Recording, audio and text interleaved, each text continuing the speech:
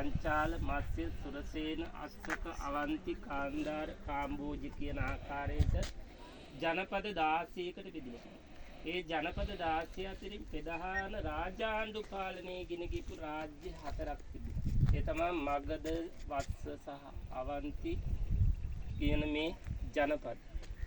එතකොට මේ මගධය, වත්සය, අවන්ති ඒ ජනපද කේන්ද්‍ර කරගෙන විශේෂයෙන් අපි මේ ඇවිදින් ඉන්නේ වත්ස ජනපදයේ. වත්ස ජනපදයේ අගනගරයක් තිබුණා. ඒ තමයි කොසබෑ නුවර. එදා බුද්ධ කාලයේ හැදුනේ කොසබෑ නුවර නමින් අද හඳුන්වන්නේ කෝසම්බී කියන නමින්. එතකොට එදා බුද්ධ කාලයේ හඳුනපු මේ වත්ස ජනපදයේ අගනුවරට තමයි අපි සියලු දෙනා මේ පැමිණිලා තියෙන්නේ. වත්ස ජනපදයේ අගනුවර වන කොසබෑ නුවර එදා පාලනය කළේ පරන්තප කියන රජ කෙනෙක්. පරන්තප රජතුමාගෙන් පස්සේ බුද්ධ කාලයේ වත්ස ජනපදයේ පාලනය කළේ උදේනි කියන රජතුමා. එතකොට උදේනි රජතුමා විසින් ජීවත් වෙන්න නැත්නම් එතුමාගේ රාජ්‍ය මාලිගා වශයෙන් තෝරාගන්නේ ඉතා මනරම් පරිසරයකින් සැදුල්ලා සුන්දර ප්‍රදේශයක්. ජනපදය පාලනය කරන රජු විශේෂයෙන්ම ඒ පරිසර ක්‍රියාවෙන් අනුකූල වෙන ඒ වගේම ස්වභාව සෞන්දර්යයෙන් අනුන පරිසරයක තම රාජමාලිගාව සූදානම් කරගන්න. එහෙනම් ඔබ ඉතිහාසයේ එදා ඉගෙනගත්ත ಭಾರತ දේශයේ විශේෂයෙන්ම කොසබෑ නුවර වත්ස ජනපදය පරන්තප රජතුමාගේ පුත් උදේනි රජතුමා විසින් එදා රාජ්‍ය මෙහෙයවීම සඳහා නැත්නම් එතුමාගේ රාජ්‍ය කටයුතු පාලනය කිරීම සඳහා එතුමාගේ සුඛ විහරණය සඳහා ඉදි කරන ලද මාලිගාවේ තමයි මේ ඉඳගෙන ඉන්නේ. එහෙනම් අපි සතුටු වෙන්න බුද්ධ කාලයේ මගධ වත්ස ජනපදයේ පාලනය කර පරන්තප රජතුමාගේ පුත් උදේනි රජතුමා විසින් රාජ්‍ය ගෙන ගියපු ඒ රජමාලිගාවටත් එන්න ලැබුණයි කියලා සතුටු වෙන්න පුළුවන්. ඒ සතුටු වෙන ගමන් දැනගන්න මේ රජමාලිගාව විශේෂයෙන්ම රජමාලිගාව පිළිබඳව කියන්නට කලින් ඔබට කියන්නට අවශ්‍යයි මේ කොසබෑ නුවර කියන ගමට නුවරට මේ නම හැදුනේ කොහොමද කියලා. කෝසම්බි කියලා ගස් වර්ගයක් තිබිලා තියෙනවා. ඉන්දියාවේ ඉතා ප්‍රසිද්ධයි. ඒ කෝසම්බි කියන ගස් වර්ගය මේ ප්‍රදේශයේ බහුලව දකින්න ලැබිලා තියෙනවා. ඒ නිසා කෝසම්බි ගස් වලින් පරිපූර්ණ වූ ප්‍රදේශය කොසබෑ කියන නමින් හඳුන්වලා තියෙනවා. ඒ නිසා තමයි මෙතන කොසබෑ නුවර කියන නමින් මේ හඳුන්වන්නේ. ඉතින් බුදුහාමුදුරුවන්ගේ කාලයේදී මෙය කොසබෑ නුවර විශේෂයෙන් බුදුන් වහන්සේ වැඩ සිටපු පුරවරයක්.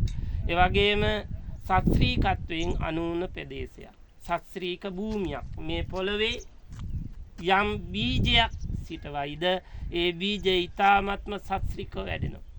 ඒ නිසා තමයි මේ පුරවරය තුල සිටුවරු ගණනාවක් බිහි වෙන්නේ. විශේෂයෙන් ගෝසිත සිටුවරයා, ඒ වගේම පාවාරික සිටුවරයා, කදිරික සිටුවරයා ඇතුළු සිටුවරු ගණනාවක් මේ පුරවරය බිහි වෙනවා. වෙළඳ නගරයක්, ශාස්ත්‍රීය ප්‍රදේශයක්.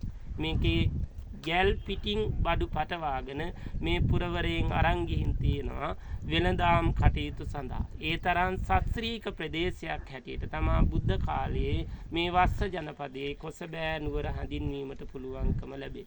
ඒ නිසා තමයි ධනවත් සිටුවරු මේ පුරවරයෙන් බිහි වුණේ. ධනවත් සිටුවරු පුරවරයෙන් බිහි වුණේ. රජවරුන්ගේ රාජ්‍ය ගබඩාවට අවශ්‍ය කරන අයබදු සියලු දේවල් රාජ්‍යයට ලබා දෙන්න ධනයෙන් බලයෙන් ආඩ්‍යව ඉපදිච්ච සිටුවරු මේ පුරවරය පුරා මේ පරිසරය පුරා වාසය කරලා තියෙනවා කියන එක බුද්ධ කාලීන ಭಾರತೀಯ ඉතිහාසය අධ්‍යයනය කරනකොට ඔබට පෙනී යනවා. ඒ විශේෂයෙන් මේ ප්‍රදේශයේ ශාස්ත්‍රීයත්වයෙන් අනුන භූමියක් බවට පරිවර්තනය වෙන්න මේ භූමිය පිහිටලා තියෙන ස්වභාවික පරිසරය අතිශයින් බලපෑමට ලක් වෙනවා. බුද්ධ කාලයේ පමණක් නොවේ අදත් මේ භූමිය පුරා කුෂිකර්මාන්තයෙන් ප්‍රබල භෝග බීජ පැලවෙන්න අස්වනු වැඩි වෙන්න හේතුකාරක වෙලා තියෙන්නේ මේ ස්වභාවික පිහිටීම. ඒ තමයි ඔබට ඉදිරියෙන් දකින්න ලැබෙන යමුනා නදී තෙර. මේ යමුනා නදිය මේ කෝසම්බි පුරවරය මේ වස්ස ජනපදයේ වටා ගලාගෙන යන මේ යමුනා නදියෙන් එන දිය පහරවල් ජලකඳ මේ ශාස්ත්‍රීය ප්‍රදේශය සාරවත් කරන්නට නැත්නම් ඒ අයගේ භවභෝග සම්පත්තිය වැඩි දියුණු කරලා වෙළඳාම වාණිජකරණය දියුණු කරගෙන නාගරීකරණ බවට පරිවර්තනය වෙන්න ಭಾರತයට බලපෑමක් වෙලා තියෙනවා. එහෙනම් එදා මහත් ශාස්ත්‍රීක වූ ප්‍රදේශයක් වන මේ වස්ස ජනපදයේ පරන්තක රජතුමාගේ පුත්දේනි රජතුමාගේ රජමාලිගාවට අපි සියලු දෙනා විසින් එන්නට ලැබුණයි කියන කාරණය මතක් කරනෝ නැවත වතාවක්.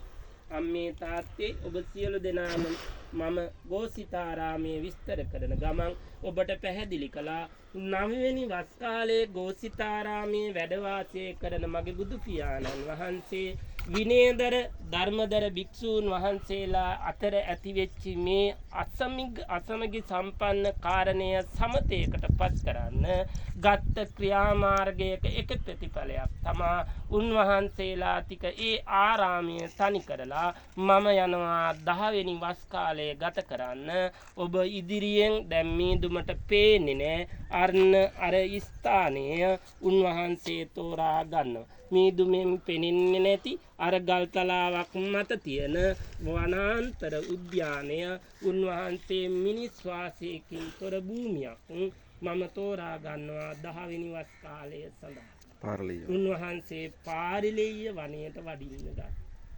ඔබ ධර්ම පුස්තක කියවන හැම අවස්ථාවකම ඔබට දකින්න අහන්නට ලැබෙනවා. ඒ වගේම පොතෙන් කියවලා දැනගත්